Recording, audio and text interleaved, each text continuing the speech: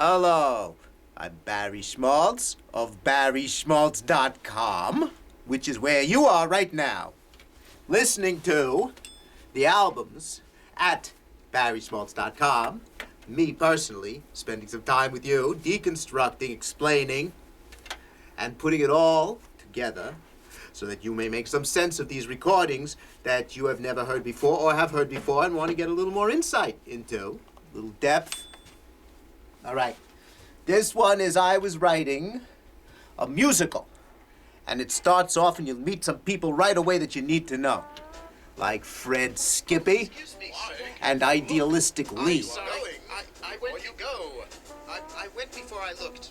Maybe you should be looking before you go. I agree. You can Anyway, this is one of those albums that leads to everything else. I know you. Yes, I am. In this album, this is terrible. This camera angle, this shot. I do not understand how this works. I've been trying to get comfortable with this. I'm just going to tell you right straight out, I don't know what's going on with this. Magic entrance into the world. All right. Long story short, great beginning. It's like musical theater. It's beautiful. Starts out, they meet on the street. Fred Skippy says, come on, write me a musical. And this guy says, holy crap, I'm going to write a musical, because what did he ever want to do in his life? Huh? All right, write a musical. Obviously. So there he goes and he does it. And then Fred Skippy comes in and tells him, hey, yeah, you got to do the thing. Write a musical, but you got to write 20 songs. And he's saying, but everybody writes a song, musical, one song they base it on. This guy wants 20, so it's nuts. So he's in a hole right there, because he's got like one song, maybe two. And then he sings about how he's going to write a musical. And then, guess what? I show up. Barry Schmaltz, I show up. I give him some advice, friendly advice. I tell him what's what, I show him how to do it. And then I move on. And then guess what? The guy from New York. Wow, that was distracting. I distracted him. So the guy, I'll speed it up. We have no time. The trombone guy from New York shows up and they start playing, those guys on the street, him and Downbeat, the bass player, they actually work together. And then they do a little song together, and then our friend gets totally demoralized because the other guy's a cynic. And then Downbeat, the bass player, tells him what's what, which is much more wise than what trombone guy says, because what does he know? He's a cynic, and the other guy is idealistic, like him. The two are like kindred spirits there. So I'm really blasting through this here. And then they elucidate in song, which is doesn't tell me much about what they actually sing. What do they elucidate? Musical. Right, Downbeat and Lee sing a...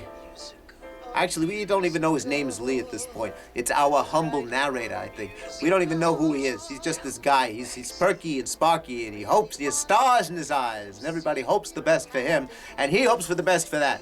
I have no idea if this is where the camera is centered or not, which is why I'm bouncing around and looking for my light. All right. Anyway, some more. Guess who comes next? Guess.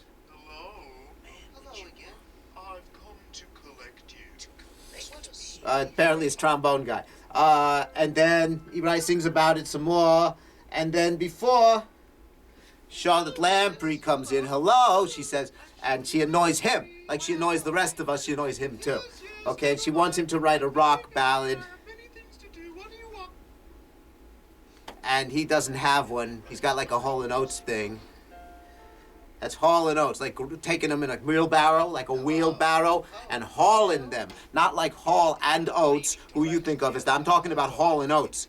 You know, it's a different kind of music from my world, not yours. I'm sorry if you don't know it. I'll play it for you sometime.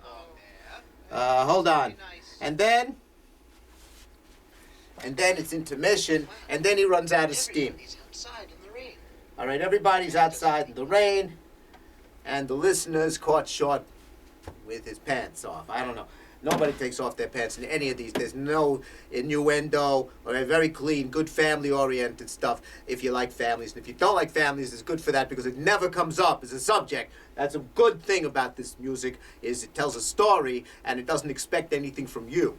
You can just listen and it's just fun for its own sake. You know, it's just what happens. And after a while, you'll start to notice all the albums start to get like this. They get like it's just what happens. And you just sort of fall into it. And that's where we're at. But okay, later for that.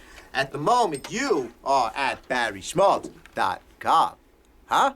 Yeah. All right.